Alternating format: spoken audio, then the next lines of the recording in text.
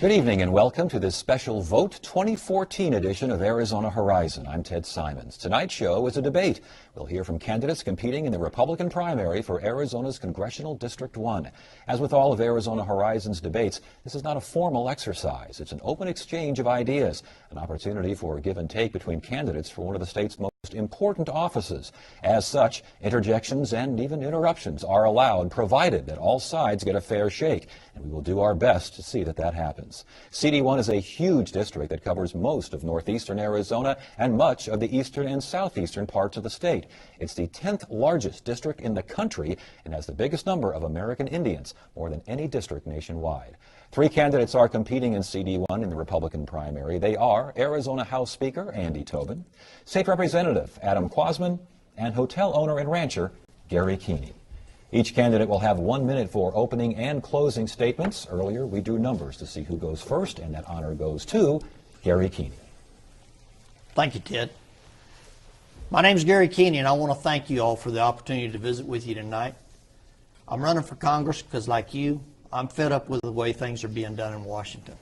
I think it's high time we sent people back to Washington with some business background, rather than just the average career politician that we've been sending back there. You know, we're $18 trillion in debt, roughly. It's unbelievable that we could be facing these kind of problems in our country. And I'm looking forward to representing you as your next congressman from here in Arizona. And I thank you for the opportunity to be here. All right. Thank you very much. For the next opening statement, we turn to Andy Tobin. Well, thank you, Ted. Thanks, Adam and Gary, for being here tonight, and thank you to the audience. It's not my first appearance here, but I think as a candidate it is. Usually I'm here talking about the issues of the day, which most folks will, as they look back on my illustrious career as a Speaker of the House I'm in my 4th year. But this legislature, and I'm not taking full credit for it, I'm taking credit for being part of the leadership that's brought us there. We have focused and won and transformed our election official retirement plan. They don't exist anymore. We have balanced budgets. We've cut the government more than any other state in the nation by a 4th. Took a lot of heat for that, by the way. I was there for 1070. I was there when we did, unfortunately we had to do more than just 1070. We have to have E-Verify. The best state in right to life, now over the last 6 years. The best state for the economy. Forbes magazine even says we're the #1 place to grow. We've cut taxes here like I said we would do. The job growth is really rolling along. We've had water policy, land policy. Washington is broke. I think we can all agree with that. But Arizona isn't, and Arizona did their job. All right. Thank you very much. And now Adam Kwasman with our next opening statement. Thank you. I'm Adam Kwasman. I represent about 40% of the Republicans who live in Congressional District 1. I hold a master's degree in economics, even though I was born and raised right here in southern Arizona. I hold a master's in economics from George Mason University with my specialty in the role of government in society and how it affects government and how it affects you and I. I believe when government is limited, we can go as far as our God-given talents can take us. I serve in the legislature. I'm the vice chairman of the Arizona House Ways and Means Committee. There, I was named the most conservative member of the Arizona legislature, according to Americans for Prosperity. I've been endorsed by FreedomWorks and Sheriff Joe Arpaio because I believe that we need to send fighters to Washington. It's $100 trillion in debt if you count interest on our spending. We need to make sure that those in Washington go to fight for limited government and for the state of Arizona. All right. Thank you very much. Gentlemen, let's get started with the district itself. It is huge. Why do you want to represent a district that will take you a lot of time to travel in? And by the way, you got to go back and forth to D.C. as well. Why? Well, I think I'm at home in the district, Ted. I'm probably the only candidate in the race that actually has a background throughout all parts of the industries that are represented in the district, from cattle ranching to tourism to oil and gas to minerals and mining. I mean, I've got a background in all of it. All my business experience lends itself to being able to represent the people in this district like they need to be represented.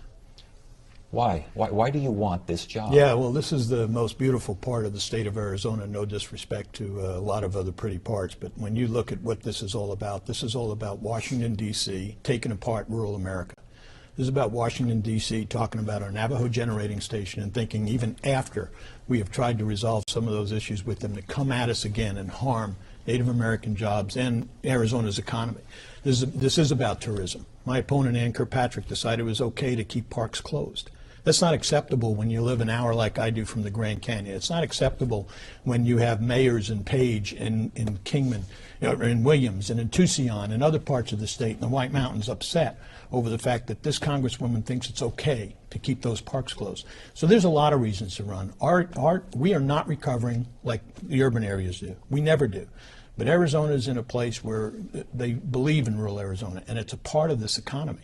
So I believe I'm the guy to be there. I'm endorsed by over 30 local folks, sheriffs, mayors, county supervisors. Might surprise you, some are Democrats.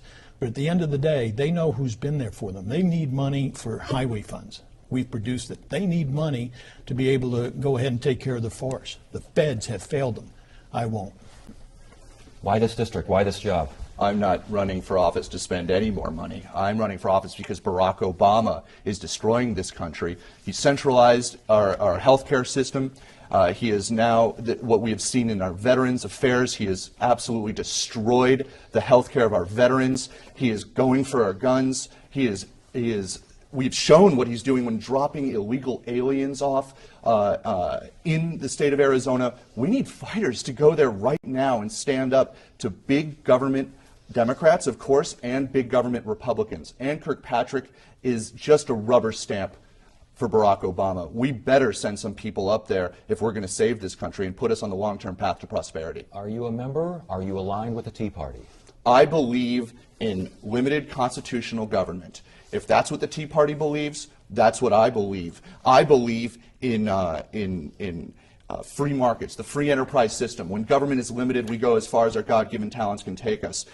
I know many Tea Partiers believe that. That's what I believe. But you know what? That's also what a lot of conservative rural Democrats believe, too. But I'm proud to have been endorsed by the Tea Party Leadership Fund. Okay, all right. Are you a member of the Tea Party? Do you consider yourself aligned with the Tea Party? I think I'm pretty well aligned with them. I'm not a member of the Tea Party. I certainly respect all of their views and certainly see a lot of them going my way. I certainly think they're right in a lot of issues. How about you? Yeah, I was a dues-paying member to our Tea Party in Yavapai. I was their keynote speaker on many of our tax days at Yavapai County Square.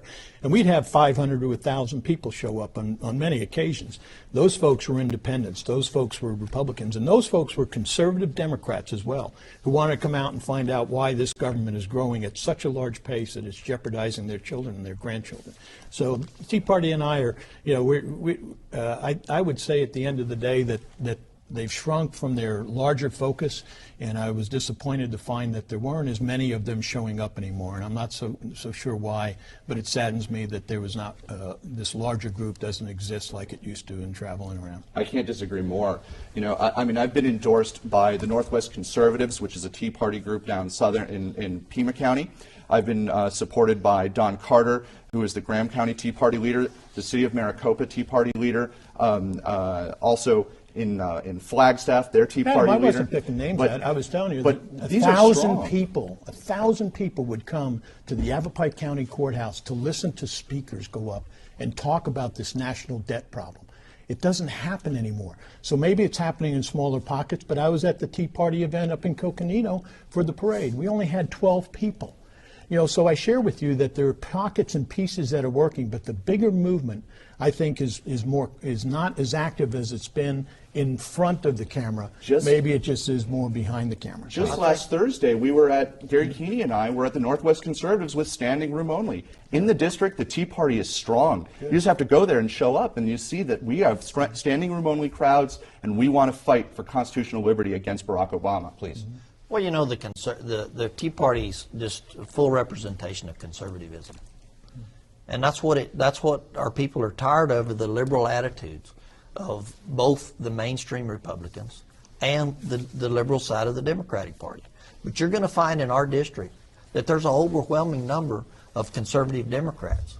I grew up a Democrat myself, and I can tell you that they were registered Democrats, and they are extremely conservative in the northern part of this district. You've been quoted as saying that you're an outsider and that you kind of critiqued your opponents as being insiders. What is wrong with being an insider? What is wrong with knowing how to get things done? Well, the bottom line is this. Everybody's talking about my experience in politics. Let's talk about experience in politics that I don't have.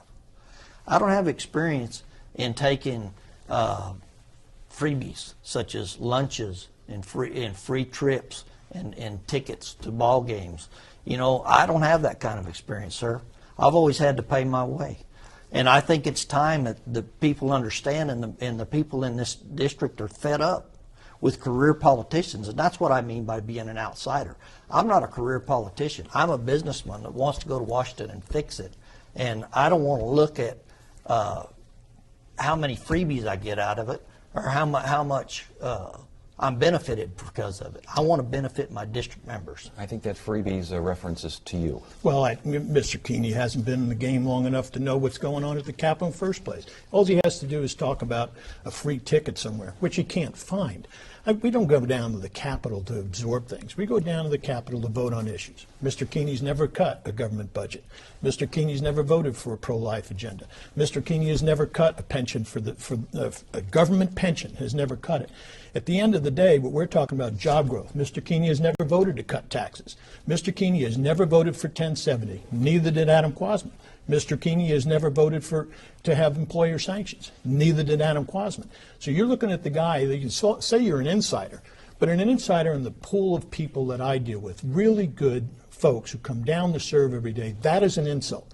Because they're coming down, they're getting paid $23,000 or $24,000 a year, whatever it might be, and it's an insult to assume that, oh my gosh, somebody took him for lunch so he can learn about an issue. I think it's insulting. Guys, it's petty. Yeah. Listen, nobody wants to go to Washington to go and nobody wants to elect somebody who's going to go to Washington and immediately fall on the inside and go out for steak dinners and be bought by lobbyists. Mm-hmm. People want those to go to Washington. They want our representatives in Congress and in Senate to go to Washington, do the people's work, and then leave after a couple years of doing good work.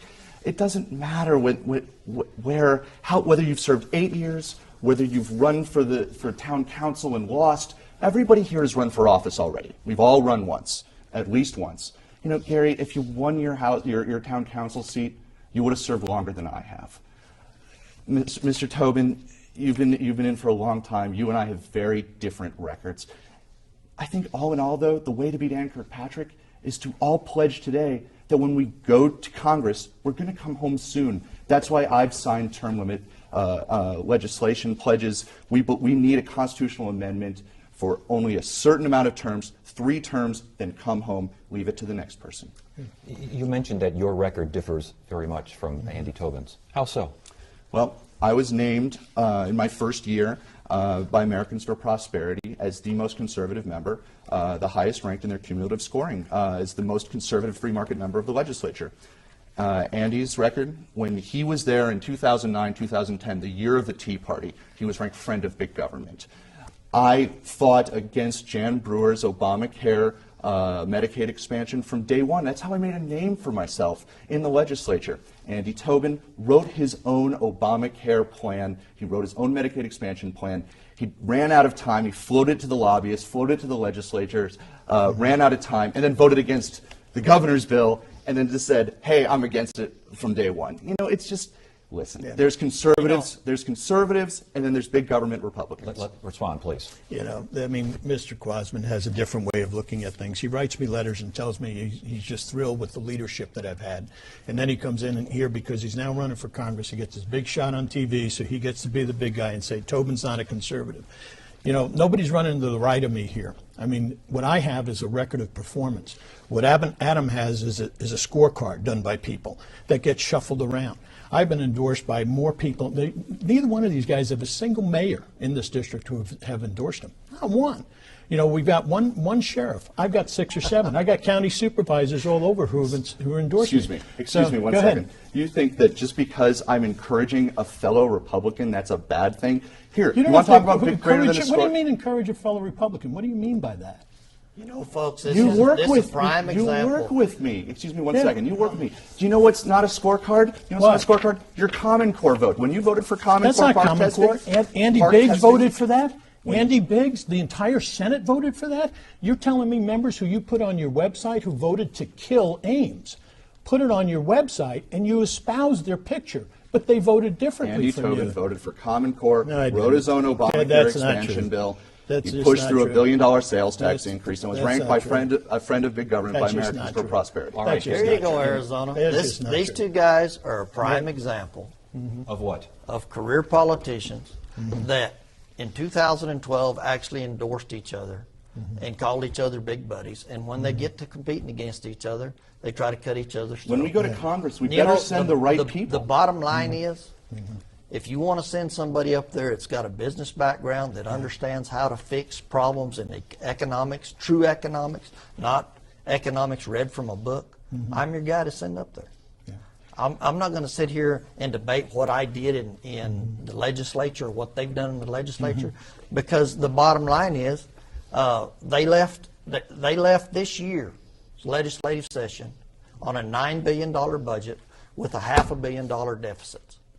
Now, if we're going to send them to Washington to tackle a $17 trillion deficit, that's 18% difference. That means they'll be happy with a $20 trillion deficit. Respond, please. Yeah, well, once again, it's nice to be able to say I wasn't there so I can pick on the guys who were. Neither one of these guys were there when weren't sure we had payroll, and we cut government by a fourth. What Adam is referring to is Prop 100.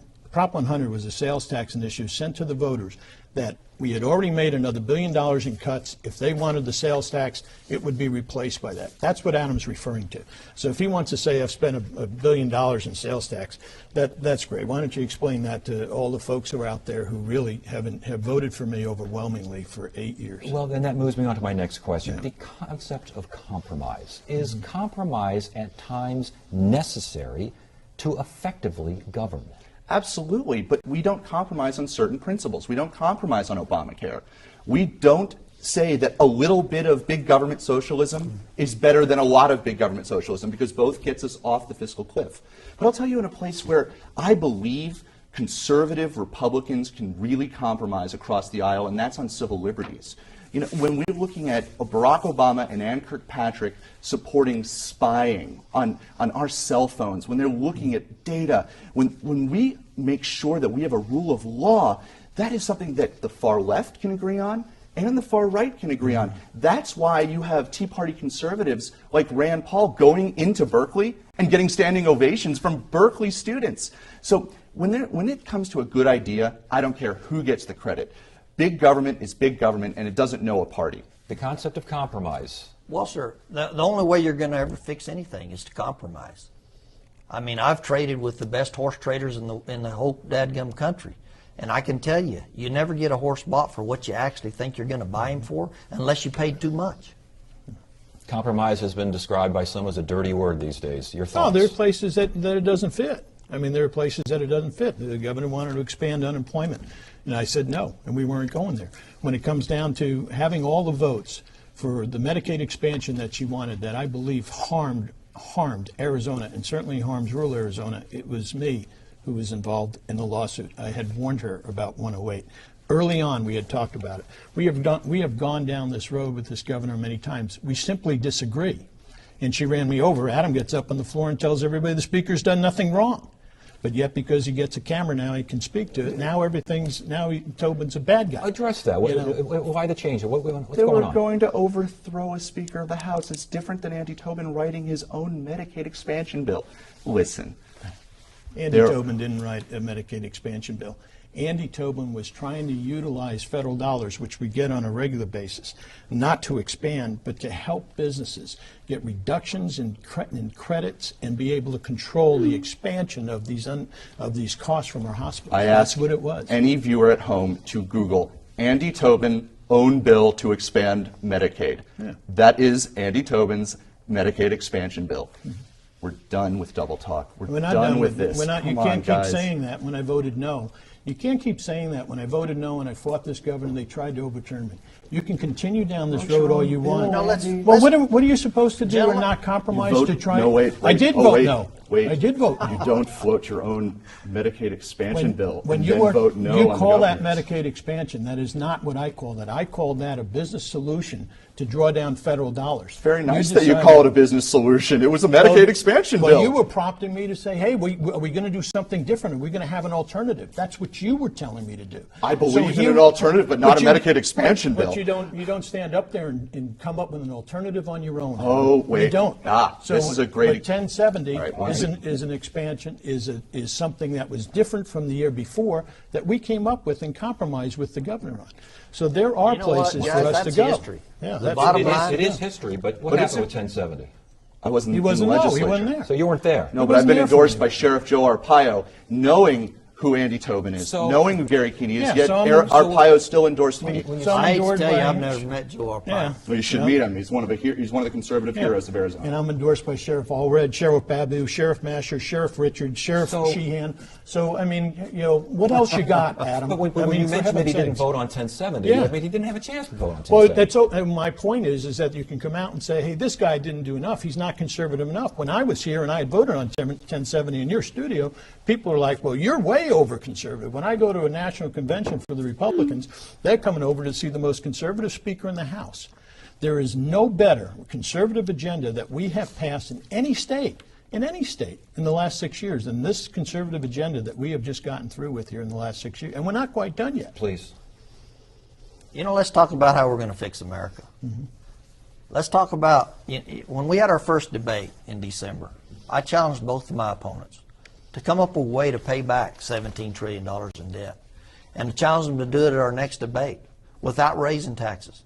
Neither one of them has ever proposed a thing throughout this whole 6 months of campaigning. Well, that's not true. I'm really looking forward to seeing how they can pay off the national debt and how they can create jobs in this district. 25 years ago, I was with Ronald Reagan working a balanced budget amendment with Ronald Reagan. Well, Ronald Reagan. So I believe in a balanced budget amendment. So don't say nobody has come to you and say, here's my plan. How are you have to engage. How are you going to because pay we off did it in Arizona. The national debt? How are you going to pay off $17 trillion? We did it in Arizona. You cut government. Then you cut taxes. That's not going to happen enough.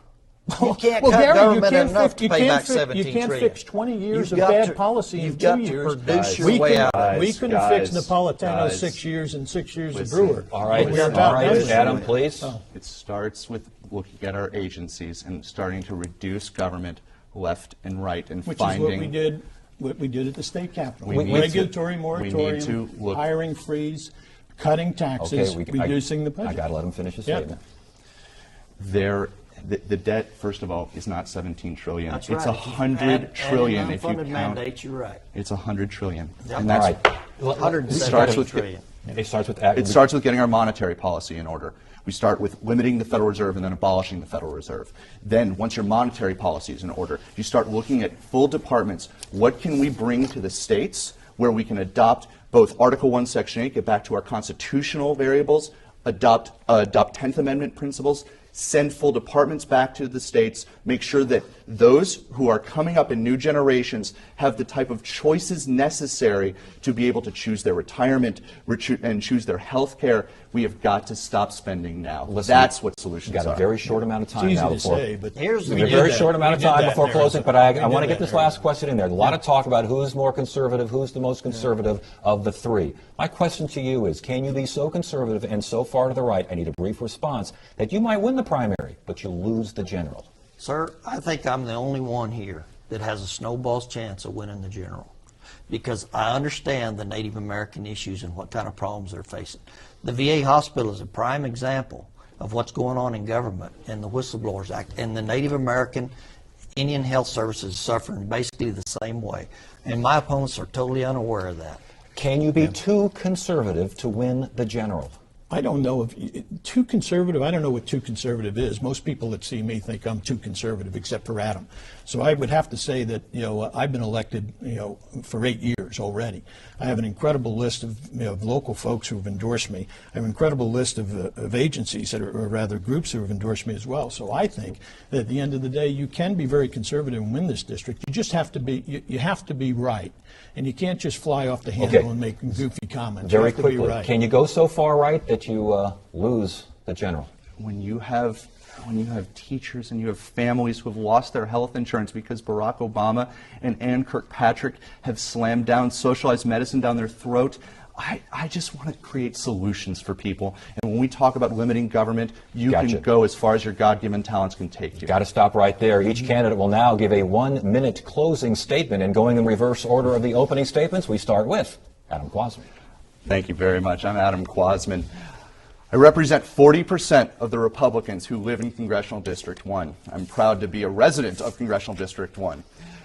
I've been endorsed by Sheriff Joe Arpaio, Freedom Works for America, and I was named by Americans for Prosperity as the most free market, the most conservative member of the Arizona legislature. I believe that we need to send conservative, solutions-based candidates to Washington, D.C. to take on big government Republicans, to take on Barack Obama. If we send the same people over and over again, we're going to lose this country. Last week was D-Day. Last week we celebrated D-Day, 70 years. They left a generation that was absolutely better than what they started with. Are we going to be there? Are we going to have that future for our kids and our future generations? We better start saving this country now. Please. All right. Thank you very much. Our next closing statement, Andy Tobin. Thank you, Ted. I'm glad we're here. Thanks for giving me a chance to visit today. I'm Andy Tobin. I've lived in Arizona over 30 years. I've raised 5 children here. I'm a son of immigrant Irish grandparents who have passed away. My father's a retired New York City cop. My mom worked a side job as well to keep the food on the table. My wife and I live in Polden, Arizona. I have a career in aerospace. I have a career in banking. I have a career in insurance. I have a career in private sector. And all this is accumulated into what I consider my public service in my life.